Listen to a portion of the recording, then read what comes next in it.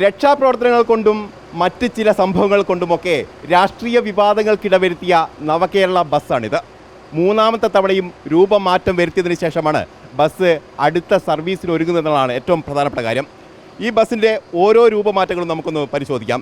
നേരത്തെ ഈ മുൻഭാഗത്തുണ്ടായിരുന്ന ലിഫ്റ്റ് സംവിധാനമടക്കമുള്ള ഒരു ഡോറായിരുന്നു. ഇത് മാറ്റി ഇപ്പോൾ സാധാരണ ഒരു ഡോർ സംവിധാനമാണ് ഇവിടെ ഏർപ്പെടുത്തിയിരിക്കുന്നത്. നമുക്ക് ഈ ബസ്സിലേക്ക് ഒന്ന് കയറാം. നോക്കൂ, ഇത് അന്ന് മുഖ്യമന്ത്രി ഇരുന്ന അതേ ചെയറാണ്, അതേ പൊസിഷനിലുള്ള ചെയറാണ്. നേരത്തെ ഇത് ഇവിടെ കറങ്ങുന്ന ഒരു ചെയറായിരുന്നു എന്നാണ്. അതേസമയത്ത് ഈ ചെയർ മാറ്റിയിട്ടുണ്ട്. ഇത് തന്നെയാണ് ഈ ബസ്സിലെ ഏറ്റവും പ്രധാനപ്പെട്ട കാര്യം. അതായത് ബസ്സിലെ മുഴുവൻ ചെയറുകളും മാറ്റിയിട്ടുണ്ട്. നേരത്തെ 26 ചെയറുകളായിരുന്നു ബസ്സിലുണ്ടായിരുന്നെങ്കിൽ ഇപ്പോഴത് 37 ചെയറുകൾ, അതായത് 13 ചെയറുകൾ കൂടി ഉൾപ്പെടുത്തിക്കൊണ്ടാണ് വലിയ വിപുലമായ രീതിയിൽ ആളുകളെ ഉൾക്കൊള്ളാൻ കഴിയുന്ന തരത്തിൽ ഈ ബസ്സിൽ നവീകരണം പൂർത്തീകരിച്ചിരിക്കുന്നത്. നേരത്തെ ഉണ്ടായിരുന്ന സീറ്റുകൾക്ക് പകരം ഇപ്പോൾ പുഷ് ബാക്ക് സീറ്റുകളാണ്. അതുകൊണ്ട് തന്നെ കൂടുതൽ ആളുകൾക്ക് ഇരിക്കാൻ കഴിയും. അതോടൊപ്പം തന്നെ സൗകര്യവുമുണ്ട്. നേരത്തെ അത്ര ഇല്ലെങ്കിൽ പോലും സൗകര്യമുണ്ട്. സാധാരണക്കാർക്കൊക്കെ സഞ്ചരിക്കാൻ കഴിയുന്ന തരത്തിൽ സൗകര്യമുണ്ട് എന്നുള്ളത് ഏറ്റവും പ്രധാനപ്പെട്ട കാര്യമാണ്. മറ്റൊന്ന്, ഇതിലുണ്ടായിരുന്ന ശൗചാലയം അത് അതേപടി നിലനിർത്തിയിട്ടുണ്ട് എന്നതാണ്. കാരണം നേരത്തെ ഇതൊക്കെ വലിയ തരത്തിൽ വിവാദമായ ഒരു വിഷയമായിരുന്നു, ഈ ശൗചാലയം അടക്കമുള്ള സംഭവങ്ങൾ. പക്ഷേ അത് ആധുനിക കാലത്ത് ഇത്തരത്തിൽ സംവിധാനങ്ങൾ നിർബന്ധമാണ് എന്നുള്ളതും വസ്തുതയാണ്. ഇതിൻ്റെ മറുഭാഗത്തായിരുന്നു നേരത്തെ ഡോർ ഉണ്ടായിരുന്നത്, അതായത് പിൻഭാഗത്തെ ഡോർ ഉണ്ടായിരുന്നത്. ആ ഡോർ പൂർണ്ണമായിട്ടും ഒഴിവാക്കിയിട്ടുണ്ട്. അതിനുശേഷം അവിടെ സീറ്റ് വരുത്തിയിട്ടുണ്ട്.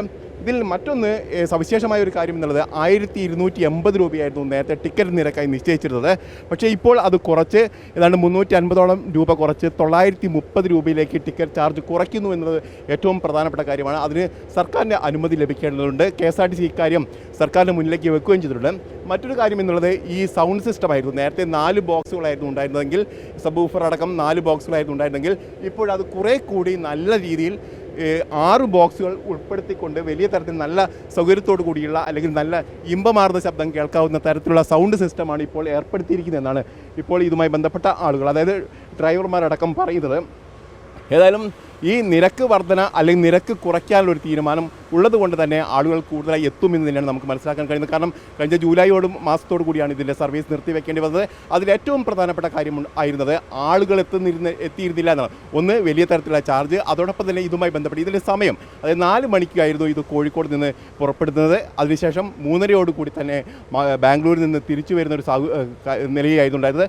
അതുകൊണ്ട് തന്നെ ഉൾഗ്രാമങ്ങൾ, അതായത് മലയോര മേഖലയിലുള്ള ആളുകൾക്കൊക്കെ ഇവിടേക്ക് എത്തിപ്പെടാനുള്ള ബുദ്ധിമുട്ടുണ്ട് എന്നുള്ള ആക്ഷേപം ഉയർന്നിരുന്നു. ഏതായാലും ഇപ്പോൾ സമയത്തിൽ നമുക്കറിയാൻ കഴിയുന്നത്. അങ്ങനെയാണെങ്കിൽ 4 മണി എന്നുള്ളത് 5 5:30 ഒക്കെ ആകാനുള്ള സാധ്യതയുണ്ട്. അങ്ങനെയാണെങ്കിൽ കുറേ കൂടി ആളുകൾക്ക് ഇതിലേക്ക് എത്താനും ഈ ബസ്സിനെ ആശ്രയിക്കാൻ കഴിയുമെന്നുള്ളൊരു പ്രധാനപ്പെട്ട ഒരു കാര്യം തന്നെയാണ്. ഏതായാലും വളരെ കൃത്യമായി നമുക്ക് പറയാൻ കഴിയും. കാരണം ബാംഗ്ലൂരിലെ യാത്രയൊക്കെ വലിയ വിഷയമാണ്. വലിയ തരത്തിൽ ബുദ്ധിമുട്ട് അനുഭവിക്കുന്നുണ്ട് ആളുകൾ. അതോടൊപ്പം തന്നെ സ്വകാര്യ ബസ്സുകളെ ആശ്രയിക്കുന്ന ആളുകളൊക്കെ വലിയ നിരക്ക് കൊടുക്കേണ്ടി വരുന്ന ഒരു സാഹചര്യമുണ്ട്. അത്തരമൊരു സാഹചര്യത്തിൽ ഇത്തരത്തിൽ ബസ്സുകൾ, ഈ ബസ് മാത്രമല്ല നിരവധി ബസ്സുകൾ ഇത്തരത്തിൽ ഈ റൂട്ടിൽ ഇടണമെന്ന് തന്നെയാണ് ആളുകൾ ആഗ്രഹിക്കുകയും ചെയ്തത്. ഏതായാലും 930 രൂപയാണ് ഇപ്പോൾ നിരക്ക് നിശ്ചയിച്ചിരിക്കുന്നത് എന്നുള്ളതും പ്രധാനപ്പെട്ട കാര്യമാണ്. അത് സാധാരണക്കാർക്കടക്കം ഉൾക്കൊള്ളാൻ കഴിയുന്ന ഒരു നിരക്കാണ് എന്നുള്ള കാര്യത്തിൽ യാതൊരു സംശയവുമില്ല. ഏതായാലും ഈ ബസ് നേരത്തെ വിവാദങ്ങൾക്കൊക്കെ ഉൾപ്പെട്ടിരിക്കുന്ന ബസ് 3 പ്രാവശ്യം മാറ്റം വരുത്തിയതിന് ശേഷമാണ് ജനങ്ങൾക്ക് ഗുണകരമാകുന്ന രീതിയിൽ അവർക്ക് ഉപയോഗിക്കാൻ കഴിയുന്ന രീതിയിലേക്ക് മാറിയിരിക്കുന്നത് എന്നുള്ള സവിശേഷമായ ഒരു കാര്യം കൂടിയുണ്ട്. ഏതായാലും സന്തോഷത്തോടു കൂടി തന്നെ ഈ ബസ്സിനെ നമുക്കിപ്പോൾ കാണാൻ കഴിയും. കാരണം വിവാദങ്ങളൊക്കെ മാറ്റി നിർത്തി കഴിഞ്ഞാൽ ഇത് ആളുകൾക്ക് ഗുണകരമാവുന്ന രീതിയിൽ തന്നെയാണ് ഇപ്പോൾ ബസ് തയ്യാറാക്കി സർവീസിനായി ഒരുങ്ങിയിരിക്കുന്നത്. അടുത്ത ദിവസം തന്നെ ബസ് സർവീസ് പുനരാരംഭിക്കുമെന്ന് തന്നെയാണ് നമുക്ക് അറിയാനും കഴിയുന്നത്. വീഡിയോ ജേർണലിസ്റ്റ് ബിനീഷ് ഒളവണയ്ക്കൊപ്പം reporter Abhilash, in reporter, Kozhikode.